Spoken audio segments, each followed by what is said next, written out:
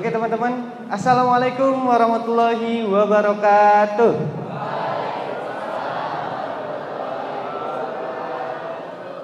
Alhamdulillahirrahmanirrahim. Asyhadu an la ilaha illallah wa asyhadu anna Muhammadar Rasulullah. Allahumma sholli ala sayyidina Muhammad wa ala ali sayyidina Muhammad.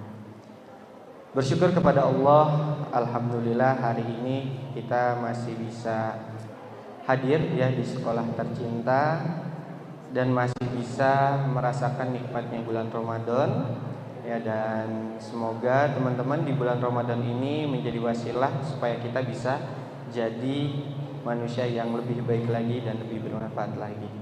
Selawat berkah salam mari kita sampaikan kepada sosok yang tak pernah kita temui namun selalu kita nantikan ajarannya, pertolongannya wabil khusus di yaumil akhir nanti ya. Dan semoga kita semua mendapatkan syafaatnya sehingga kita bisa diselamatkan dan insya Allah dimasukkan ke dalam surga yang insya Allah ya kita bisa berkumpul semuanya di surga nanti. Amin amin ya rabbal alamin. Baik teman-teman, udah sarapan semuanya? Enggak, cek fokus aja. Udah sahur semuanya? Sahur ya. Iya. Nih teman-teman, biasanya emang kalau bulan Ramadan, ini di shoot ya, berarti harus di sini. Kalau bulan Ramadan bawaannya emang kadang-kadang suka ngantuk. Nah ternyata orang puasa tuh ada misterinya. Nah tapi sebelum kita membahas terkait itu, sebelumnya izinkan perkenalkan nama kakak Rohdan Harbi ya. Mungkin ada beberapa yang sudah kenal dan tahu ya, karena ini kali ketiga kakak hadir di sekolah ini ya, ini kali ketiga ya. Dan mohon izin juga kalau tadi kata Pak Parta kultum ya, kalau kultum yang nyampein Ustadz, ini karena salah kostum aja, kirain lagi sanlat, taunya emang lagi sekolah. Kalau tadi itu mau pakai celana ya, tapi nggak apa-apa ya teman-teman. Alhamdulillah ini kali ketiga kakak bisa hadir di sekolah ini ya. Terakhir itu kemarin kakak ketemu teman-teman dari OSIS dan MPK ya, untuk kita belajar terkait public speaking. Nah hari ini kita akan coba gali diri kita sendiri, karena di bulan Ramadan ini jadi momentum untuk kita supaya kita bisa lebih berkembang. Artinya ada kebermanfaatan dan ada kebaikan yang bisa kita tingkatkan ya. Tahukah teman-teman bahwa ternyata kita sebagai manusia dibentuk oleh sekitar kita, termasuk lingkungan, teman-teman. Kalau hari ini teman-teman ngerasa lemes, kemungkinan teman-teman terbawa suasana yang karena memang mungkin lingkungannya lemes. Nah gimana caranya supaya akhirnya lemesnya berubah? Maka kita cari energi yang akhirnya mampu mengubah energi yang berada di dalam diri kita. Oke teman-teman, kalau kita berbicara Ramadan ya, artinya kita berbicara tentang ibadah. Oke. Dan tahukah teman-teman, hakikat atau esensi dari ibadah adalah sebuah pengorbanan.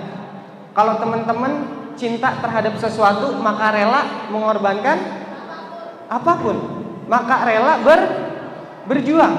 Maka itulah sebetulnya esensi dari ibadah, bentuk pengorbanan yang kita berikan kepada Allah Subhanahu wa Ta'ala. Yang jadi pertanyaannya, kadang kita mudah berjuang untuk orang-orang yang kita sayang, apalagi kalau konotasinya sama pasangan. Mungkin kalau di sini apalagi kalau orang yang tipikal bucin, budak cinta, sama pasangan tuh dinomor satukan. Coba di sini yang orangnya bucin siapa? Iya. Biasanya yang nunjuk tuh bucin tuh, biasanya ya. Nah, teman-teman pernah nggak berpikir, merefleksi diri, ya, merefleksi diri Pernahkah kita seberjuang itu untuk Tuhan kita, untuk Allah Subhanahu wa taala? Pernah? Kalau belum pernah, berarti teman-teman masih banyak hal yang harus teman-teman siapkan dan perbaiki di dalam diri. Oke, coba teman-teman, kenapa kalau orang berpuasa itu bawaannya ngantuk? Ada yang tahu? Ada yang tahu? Karena begadang. Bisa. Kenapa lagi? Enggak sahur. Emang kalau enggak sahur bisa bikin ngantuk ya? Makin lemes ya? Sebenarnya itu mindset aja. Ya. Nah, kenapa kalau lagi puasa bawaannya kita pengennya tidur? Begini teman-teman, yang kakak pelajari, ketika orang berpuasa, gelombang otaknya berubah. Hari ini kakak akan kasih tahu bahwa manusia secara garis besar ya memiliki 4 atau terbagi pada 4 gelombang otak. Yang pertama beta. Gelombang otak beta itu kondisi di mana teman-teman lagi sadar, teman-teman lagi mikir, itu gelombang otaknya beta. Bisa fokus sama banyak hal. Itu beta tuh. Setelah beta, gelombang otak yang kedua adalah alfa.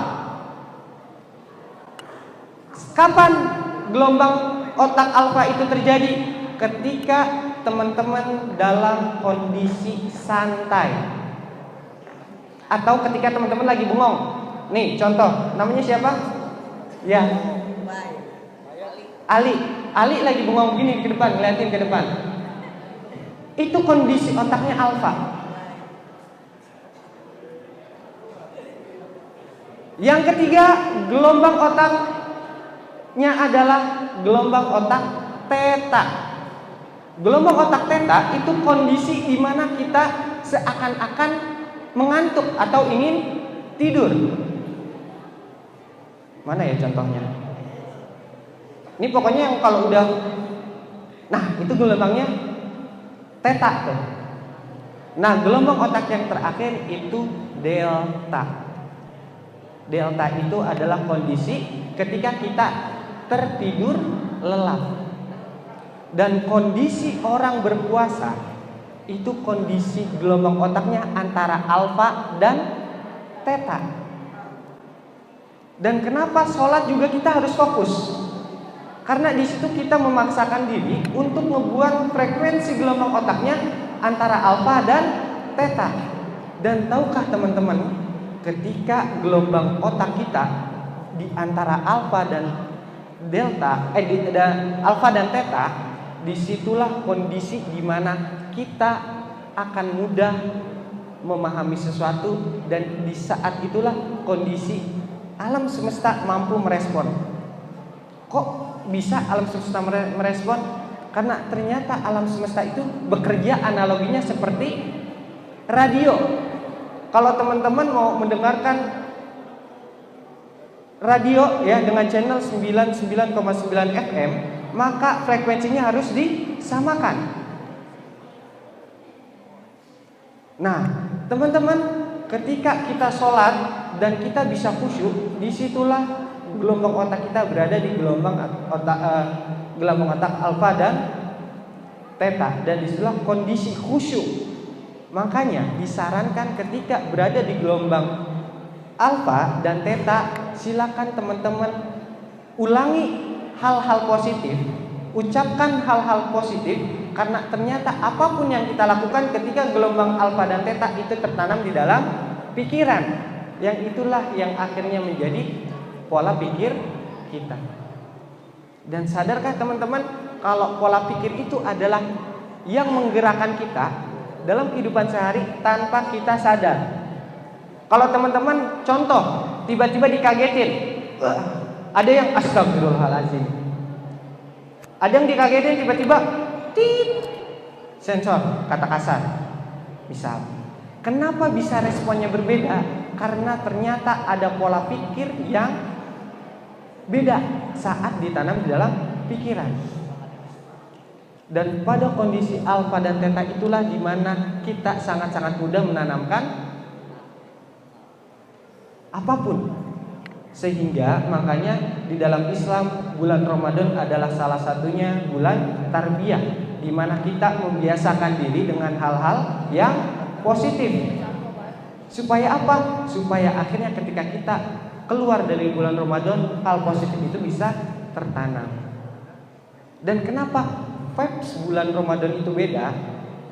Ya, karena pada saat yang sama secara serentak umat muslim melaksanakan ibadah puasa, dan di saat itulah frekuensinya berubah sehingga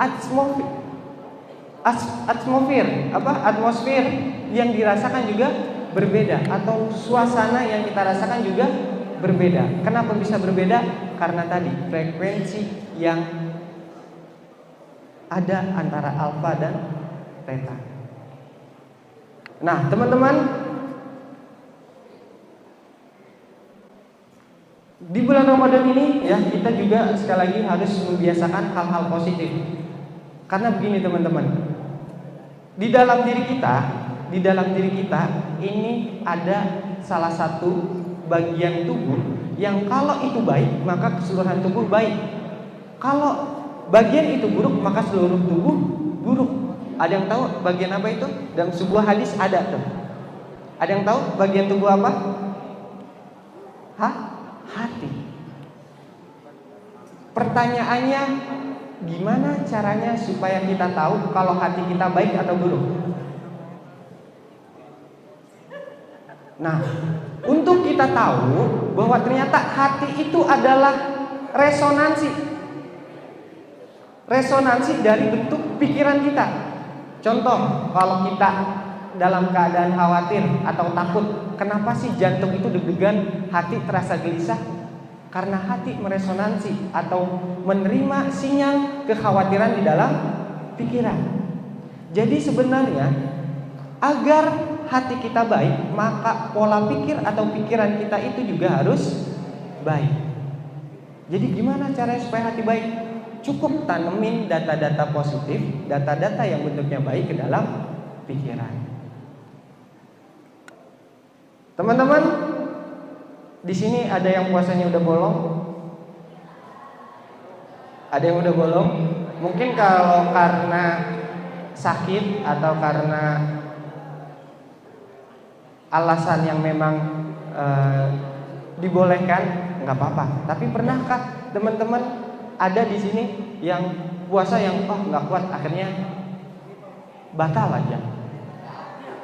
Kakak percaya di sini insya Allah anak-anaknya soleh-soleh dan soleh-solehah ya. Iya, insya Allah nggak ada yang begitu.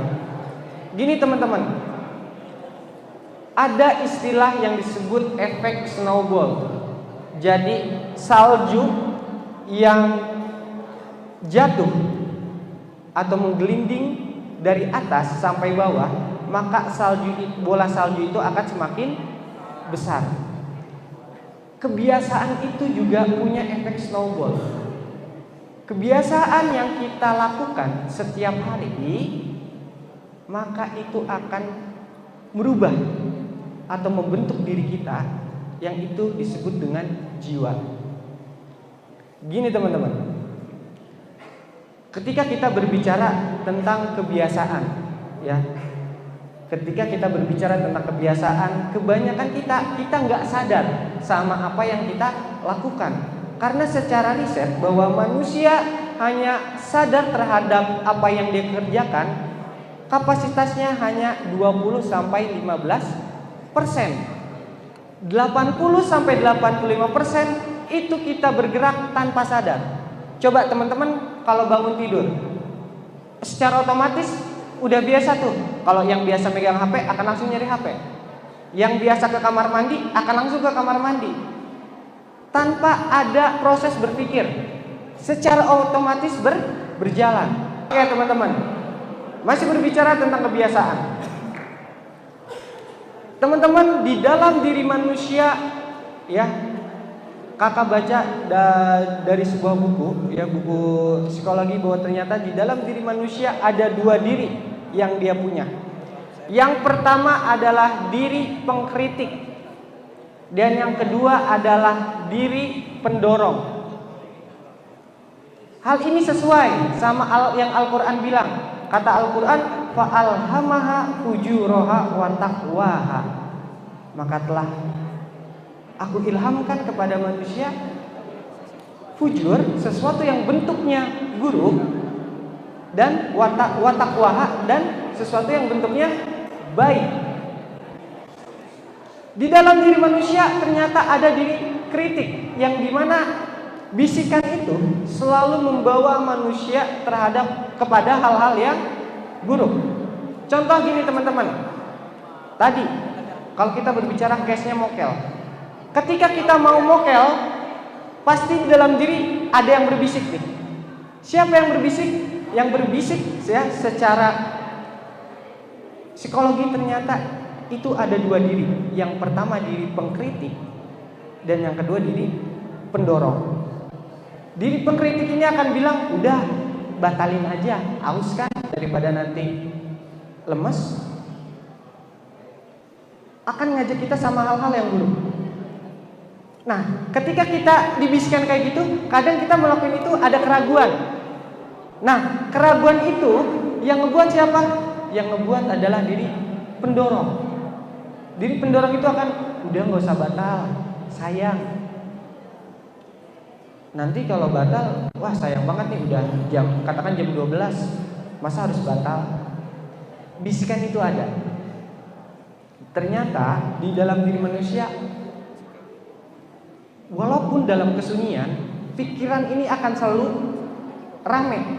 Kan ada istilah gitu ya, wah pikiran kita tuh rame mulu, apa aja dipikirin. Dan ternyata salah satu yang ngebuat pikiran kita rame adalah diri pengkritik dan diri pendorong. Kalau secara agama jelas, karena di dalam diri manusia ada nafsu. Nafsu ada 3 di dalam diri manusia.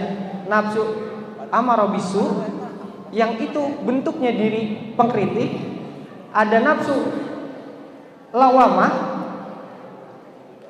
Kapan nafsu lawamah ini terjadi? Ketika diri pengkritik dan diri pendorong ini sama-sama berbisik, dan kita dalam keadaan ragu.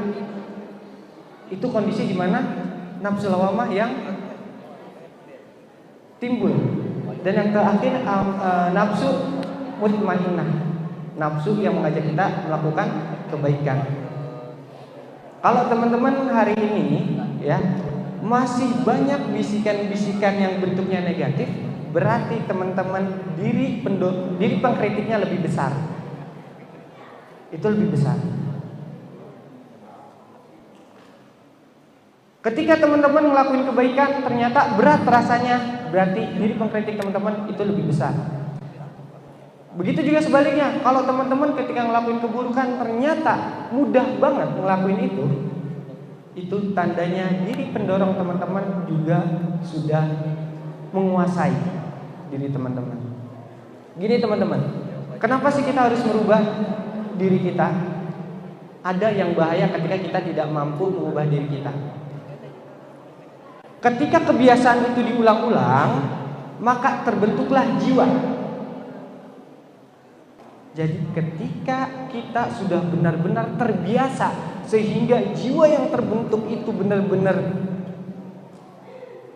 tertanam, sehingga hal ini sulit dirubah, bukan lagi yang bekerja diri teman-teman, tapi semesta. Teman-teman pernah nggak sih ngerasa, oh kok di sini pasti ada yang ngerasa, wah hari sial, wah hari untung. Sebenarnya nggak ada hari yang sial, nggak ada hari yang untung. Semua hari itu baik. Kenapa bisa terjadi kayak gitu? Karena alam semesta merespon apa yang ada di dalam diri kita. Makanya kalau teman-teman ngalamin musibah, ngalamin suatu kesialan, jangan sumpahin, tapi lihat dalam diri apa yang pernah saya lakukan. Karena ternyata apapun yang kita lakukan, alam semesta akan merespon. Kakak punya pengalaman gini. Kakak punya kebiasaan, kalau ingin sesuatu, kakak akan berjuang ngedapetin itu sampai dapat. Di tahun 2021 ya, kakak punya keinginan besar untuk membeli sesuatu. Katakan barangnya misalnya mobil. Wah, kakak bermimpi. Kakak punya keinginan besar. Akhirnya kakak lakukan hal-hal yang membuat kakak bisa mencapai itu. Jadi kakak menciptakan sebuah sebab sehingga kakak mampu menghasilkan itu. Akhirnya kakak,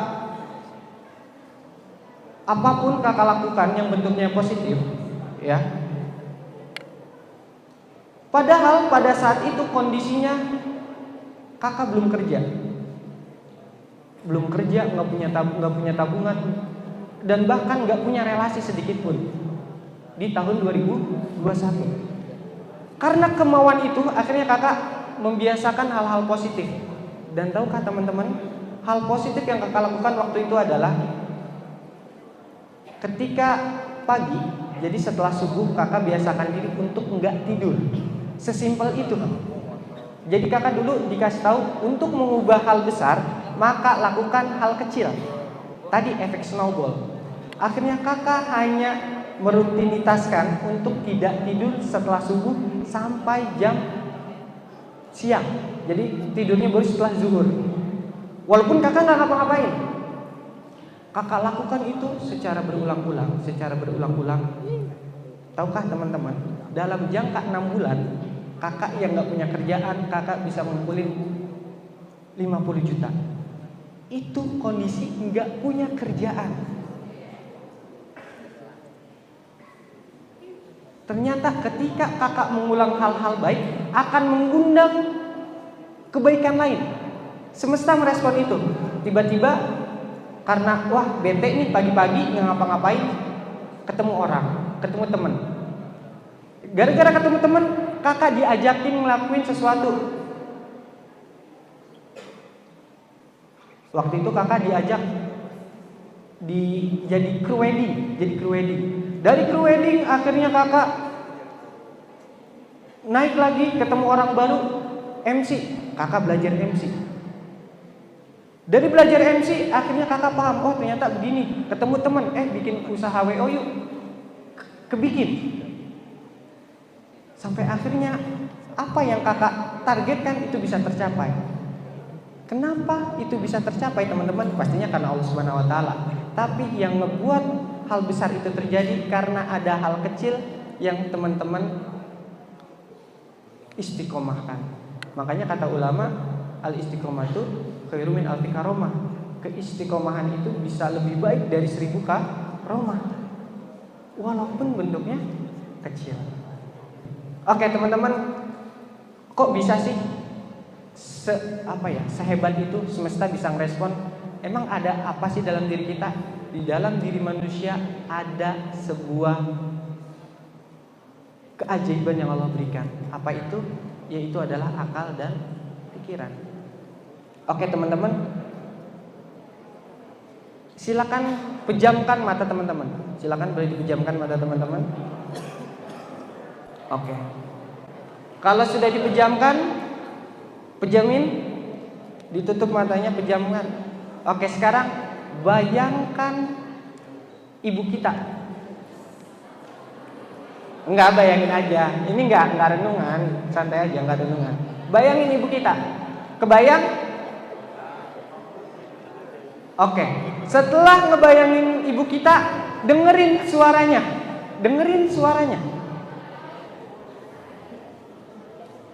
Bayangin lagi senyum sambil ngobrol sama kita, ngasih nasihat. Bayangin. Bayangin kita dielus-elus kepalanya dan punggungnya. Oke, sekarang boleh dibuka lagi.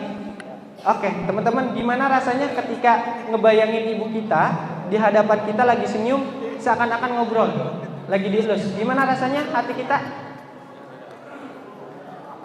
Ada yang sedih, ada yang damai.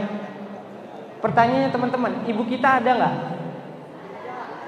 Maksudnya di sini hadir nggak? Enggak, ada di rumah. Tapi kenapa rasa yang seakan-akan ibu kita ada itu bisa terasa? Karena itulah salah satu keajaiban atau salah satu maha kuasanya Allah menciptakan manusia dengan pikiran. Kita mampu, pikiran itu mampu menembus ruang dan waktu. Tadinya kakak ingin ngajak teman-teman membayangkan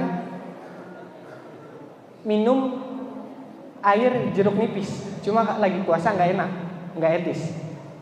Teman-teman pernah nggak sih ngerasain ketika lagi makan, ini kayak ngelihat jeruk nipis lagi dipotong, tiba-tiba kayak kerasa aja nih ngilu di sini, seakan-akan kita ngerasain asamnya, padahal kita nggak ngerasain, nggak minum itu. Kenapa bisa kerasa di sini? Itulah bagaimana pikiran bekerja. Sesuatu yang nggak kita rasain, seakan-akan kita bisa ngerasakan hal itu. Jadi teman-teman mulai hari ini tolong dijaga ya kebiasaannya, dijaga tutur katanya. Karena gini teman-teman. Halo. Oke, tepuk satu. Iya. Makin gak fokus ya. Iya, gak apa-apa ya. Kalau teman-teman kalau lagi puasa gini, apapun kebaikan itu akan dikali lipatkan, pahalanya berkali-kali lipat.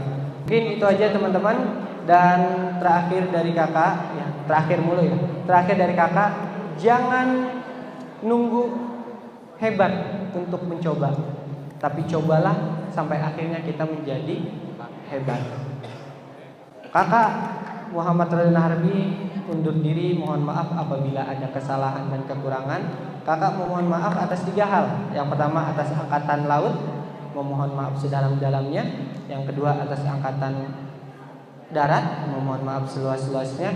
Dan yang terakhir atas angkatan udara, mohon maaf setinggi-tingginya. Apabila ada sumur di ladang, boleh kita menumpang mandi. Kalau ada kebaikan mendatang, boleh kita berjumpa lagi. Wassalamualaikum warahmatullahi wabarakatuh.